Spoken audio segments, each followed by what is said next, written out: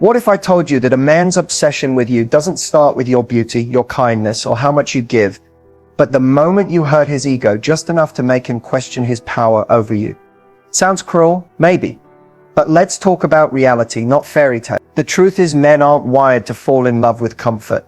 They fall in love with uncertainty, contrast, and emotional tension. And nothing shakes a man's emotional core more than a woman who refuses to inflate his ego just because he's used to being praised, pursued, and prioritized. There's a powerful psychological shift that happens when a woman stops operating from approval-seeking behavior and instead taps into her emotional detachment, her standards, and her unwillingness to feed male entitlement. That shift is magnetic. It triggers something primal in him. He doesn't just want your attention, he needs to earn it. And when he can't, that's when he spirals into craving, overthinking, and chasing. In this video, I'm going to walk you through how to flip the dynamic, not by playing games, but by understanding one brutal truth. The moment a man feels emotionally uncertain, his attractions skyrocket. You'll learn how to hold back in a way that's elegant, how to bruise his ego without breaking his spirit, and how to make him fall madly in love with the challenge that is you. Because love isn't about being available, it's about being unforgettable. And sometimes being unforgettable means being unimpressed. Let's begin. There's a dangerous lie many women are told from a young age. If you're nice enough, patient enough, understanding enough, he'll see your worth and love you right. But let's tell the truth. Being the nice girl in modern dating often doesn't lead to being chosen. It leads to being overlooked, undervalued, or worse, emotionally drained. Nice girls finish emotionally last because they give from a place of hoping to be chosen, rather than expecting to be respected. They constantly try to prove they're different from the rest. They tolerate inconsistent behavior, overlook red flags, make excuses for broken promises, and say yes when their soul is screaming no, all in the name of love. But here's the cold reality. Men don't fall for the woman who makes their life easy. They fall for the woman who makes them feel something real. Tension, desire, challenge, intrigue. And the woman who's always available, always agreeable, always giving. She doesn't create emotional tension. She creates comfort, and comfort breeds complacency. It's not that kindness is the problem. It's kindness without boundaries. Love without self-respect. Patience with no standards. That's what gets you taken for granted. Because the more you give without requiring anything in return, the more he subconsciously assumes your love is cheap. And love that feels cheap never earns loyalty, effort, or deep emotional investment. The nice girl often ends up as the emotional safety net, the therapist, the fallback. The woman he calls when his real life is falling apart, but not the one he fights to keep. Because she gave her heart before he proved he deserved it. She showed loyalty before commitment. She gave the girlfriend experience before she even knew if she was the priority. Meanwhile, the woman who sets boundaries, who says no with grace, who doesn't chase, who lets a man feel the weight of her absence. She commands attention, not because she's playing games, but because she's not afraid to walk away. And that energy, calm, secure, self-contained, is addictive. So if you've been the nice girl, it's not too late, but you need to wake up to the fact that overgiving is not love. It's self-abandonment, disguised as kinder. Love that costs your peace, your voice, and your self-worth is not love. It's sacrifice, and not the kind that builds a future. Stop trying to earn your place in a man's life by being the easiest, the most patient, or the most understanding. Start taking up space with your standard. Because the right man won't make you feel like being kind is a weakness. He'll meet your kindness with consistency. He'll match your softness with structure. And most importantly, he'll respect you not because you tolerated everything, but because you never had to. You don't have to stop being nice. You just have to stop being nice to people who don't deserve you. There's a hidden switch inside almost every man, a trigger wired directly to his ego. And once you flip it, his behavior starts to shift in ways you never expected. He calls more, he tries harder, he starts thinking about you in the middle of the day. That switch, it's not love. It's not even compatibility. It's his desire to prove himself to you. A desire fueled by one powerful emotion, uncertainty. You see, most men are used to being admired, complimented, validated for the bare minimum. And when a woman shows interest too quickly, gives access too easily, or communicates that she's already emotionally attached before he's earned it, his ego doesn't have to work. There's no tension, no challenge, no desire to chase. He may like you, but he doesn't crave you, because craving is born from lack, not abundance. The real ego trigger is subtle, and it starts when you interrupt the pattern of easy validation. You don't text back right away. You don't overshare. You don't rush to accommodate his schedule. You maintain your mystery. You smile, but with restraint. You're warm, but not eager. He can feel you like him, but he can't tell how much. And that not knowing, that's what sets off the chase. Because the male ego is addicted to earning. He wants to win. He wants to feel that he conquered something rare. If he knows you're already emotionally his without putting in real effort, the ego relaxes, the pursuit dies. But when you show him that he has to work to access your emotional world, that's when the game begins in his head. He doesn't just want to talk to you. He doesn't just want your time. He wants your approval. And when he doesn't get it right away, he starts working harder to secure it. This doesn't mean being manipulative or playing hard to get with no intention to connect. It means understanding that your emotional availability is sacred, that your presence is a privilege, not a prize that he automatically wins just by showing up. You're not rejecting him. You're just not handing him what he hasn't earned. And here's the beautiful twist. When a man's ego is triggered in this way, not by cruelty or arrogance, but by your composure and self-worth, he starts seeing you differently, not just as another woman, but as the woman, the one who made him feel uncertain, inspired, challenged and alive, the one who doesn't flinch when he pulls back, the one he can't impress with cheap words or shallow attention, the one he needs to win over, not because she's playing games, but because she knows who she is. And that's the key. It's not about hurting his ego just to hurt him. It's about protecting your energy in a way that makes his ego wake up and say, she's not like the rest, and I'm not letting her go. When it comes to love, most women are taught to be predictable, to text back fast, be consistent, be available, be sweet, and make sure he knows how much he means to you. But here's the truth no one tells you. Predictability kills desire.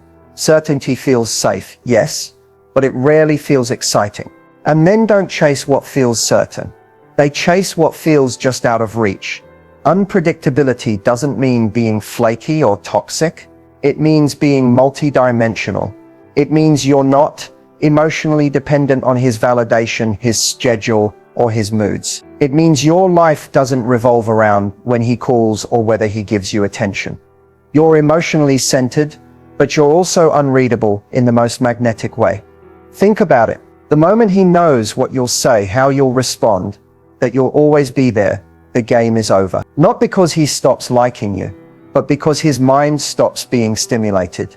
Men need emotional tension to stay engaged. It's the uncertainty, the I don't know if she's all in yet, that keeps them leaning forward. And here's where most women make the mistake.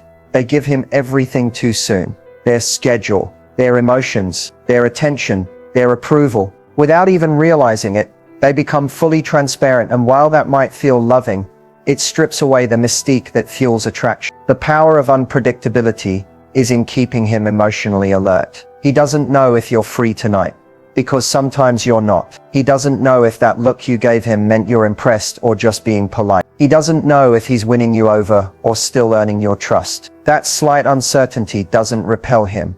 It pulls him in. It makes him curious, invested, and most importantly, emotionally active. And when a man is emotionally active, he starts associating his highs and lows with you. Every moment he wonders about you.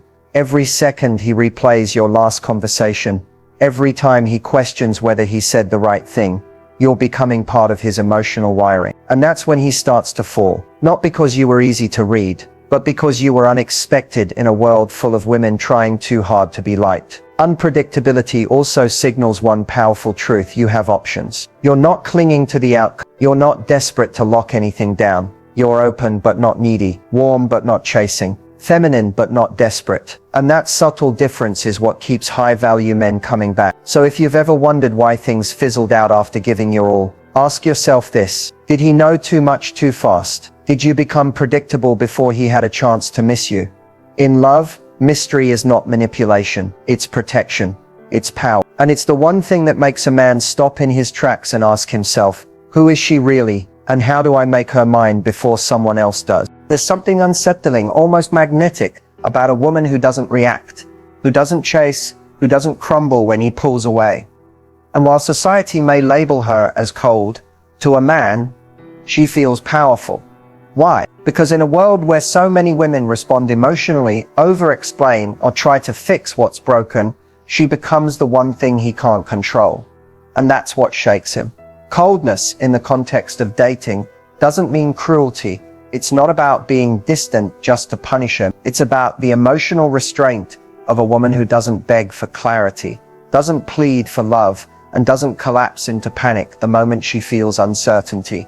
It's the poise she carries when she doesn't get what she wants, and doesn't fall apart because of it. That level of detachment isn't just rare, it's unnerving to a man who's used to having control. Here's what most people don't understand. Men are drawn to what makes them feel alive. And when a woman is overly warm, overly expressive, or always emotionally available, she becomes emotionally safe. She becomes the steady background noise he eventually stops noticing.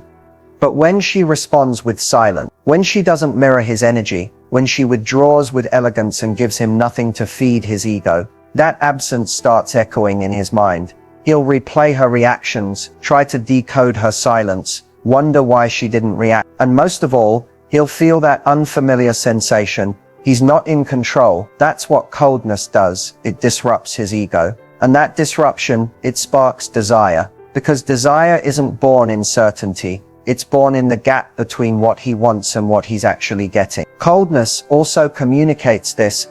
I don't need to be chosen by you. I've already chosen myself, and that energy is terrifyingly attractive. It tells him she has boundaries. She won't tolerate breadcrumbs. She's willing to walk away. That's power, and men respect, even obsess over women they can't emotionally shake. Ironically, the colder you are in key emotional moments, the more he feels pulled in. It's reverse psychology on a primal level. Your silence makes more noise than your word. Your distance creates more intimacy than your attention. Your indifference makes him feel more, not less. Because here's the truth. When a man knows he can emotionally rock you, he stops valuing you. But when he senses that you can vanish with grace, with zero drama and zero desperation, that's when his mind spirals. That's when he starts chasing. Not because you manipulated him, but because you mastered your emotional discipline.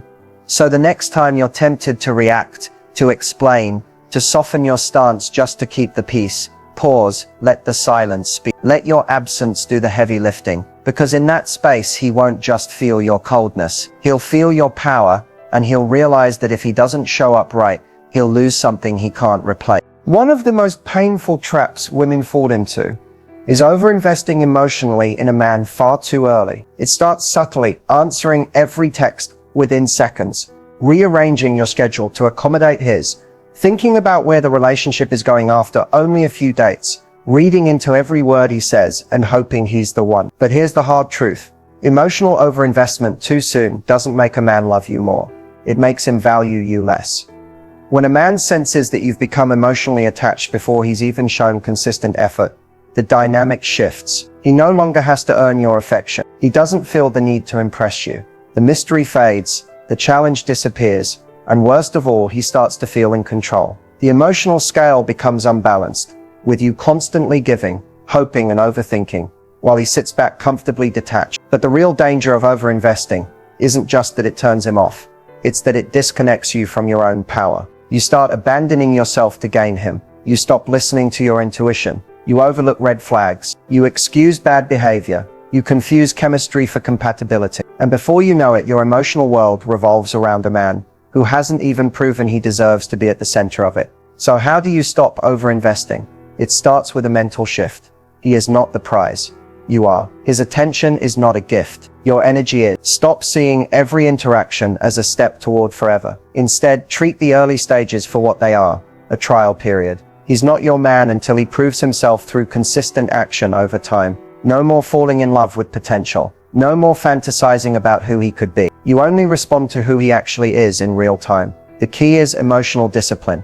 Don't rush to emotionally bond just because you feel chemistry. Let him earn access to your deeper self. Observe more, attach less. Don't overshare, don't over-explain.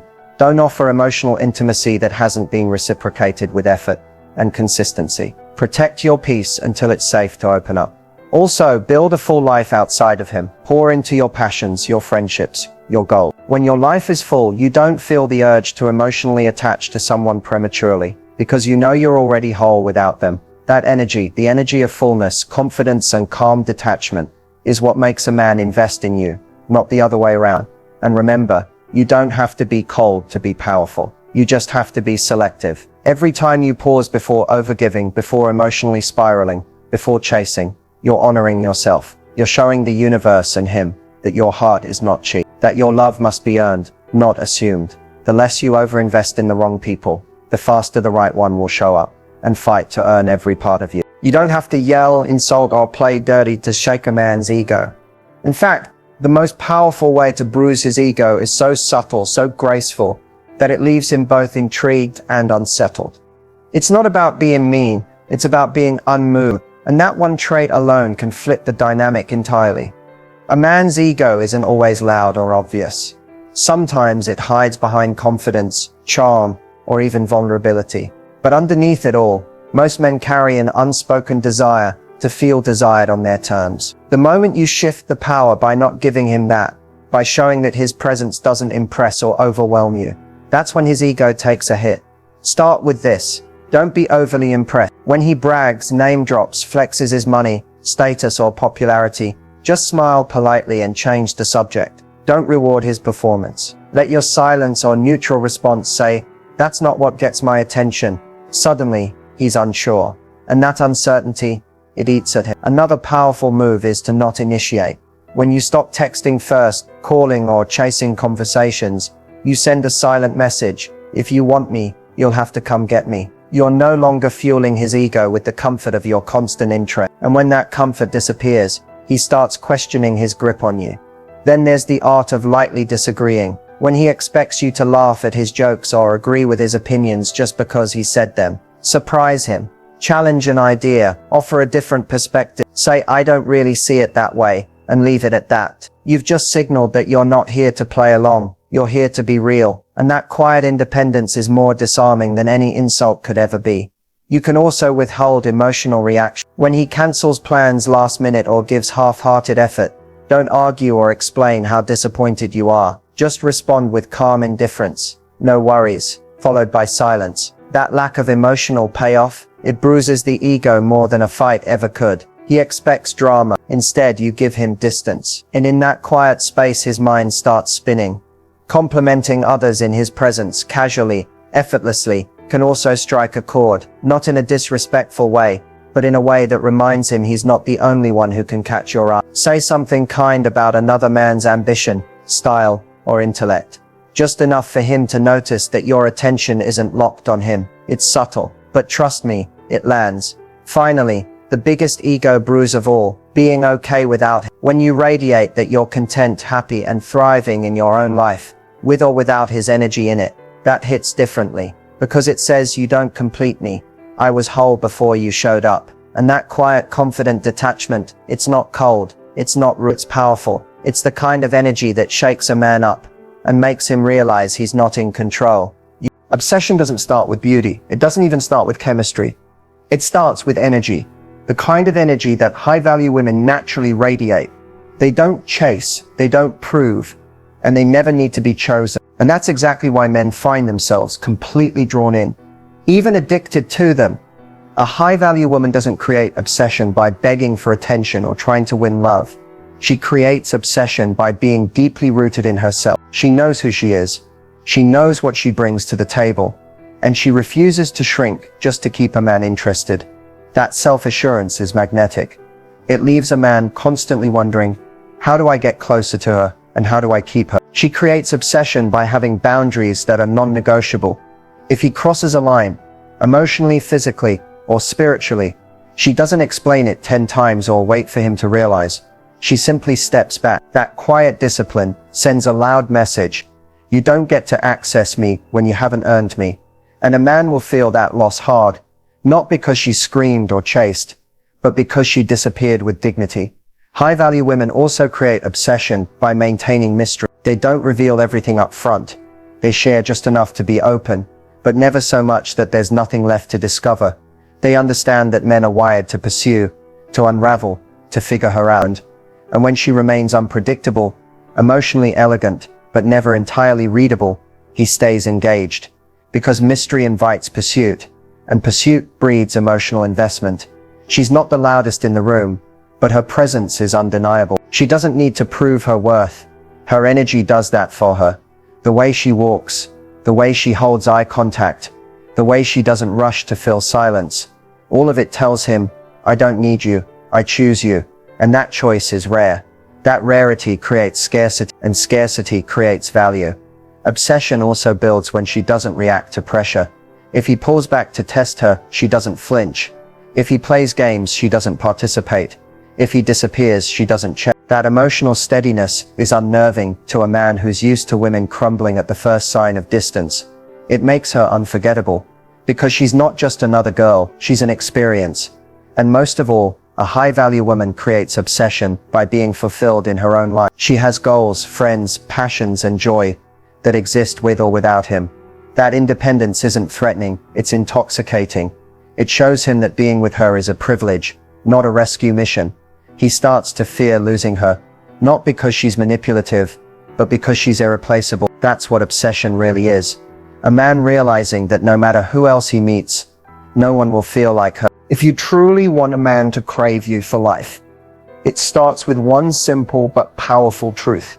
He must feel that being with you elevates his life, not completes it, not fixes it, but challenges and expands it. Craving is born not out of comfort, but out of impact. And when a woman knows her worth, carries herself with emotional elegance, and refuses to settle for less than what she deserves, she becomes unforgettable. A man craves a woman who doesn't chase love, but attracts it, who doesn't cling but allows space, who doesn't demand validation, because she knows she's enough. That energy, that calm, grounded confidence, creates something rare in today's world. Emotional pull. He starts to crave her presence, not because she's always there, but because her absence lingers. Her silence makes noise. Her boundaries create desire. And most of all, her standards create growth. To make him crave you for life, stop making him your emotional center. Keep your world vibrant, full, and exciting with or without him. Let him witness a life that's thriving, independent, and purpose-driven. When a man sees that you're whole on your own, he doesn't feel burdened, he feels inspired. And that inspiration turns into admiration. Admiration turns into desire, and desire turns into loyal obsession. Don't overgive, don't over-explain, don't try to win him. Let him win you. You don't need to prove anything. The right man will recognize your value, not just in how you treat him, but in how you treat yourself. Self-respect is the root of lasting attraction. When you walk away from disrespect, when you speak up without fear, when you prioritize your peace over his approval, you instantly raise your value in his eyes. Craving is also born in contrast. Be warm, but not available 24/7. Be present, but still mysterious. Be supportive, but never self-sacrificing. That balance makes you irresistible. It says, I love deeply, but I love myself first. And that kind of energy is rare. It teaches him that your love is not a transaction. It's a privilege that requires effort, consistency, and respect. The secret to being craved for life isn't manipulation or games. It's mastery. Mastery of your emotions, mastery of your boundaries, mastery of your energy. When you move through life like a woman who is complete, when you embody peace, confidence, and purpose, you become the kind of woman he doesn't just want, he fears losing. Because deep down, every man knows, beauty fades, chemistry fades, but energy is eternal. And if your energy makes him feel more alive, more inspired, more challenged, and more seen than anyone else ever has, he'll never stop craving you. Not for a night, not for a season, but for life. And that's the power of being a woman who loves herself first. He may not understand it at first, but once he feels it, he'll never be able to forget you.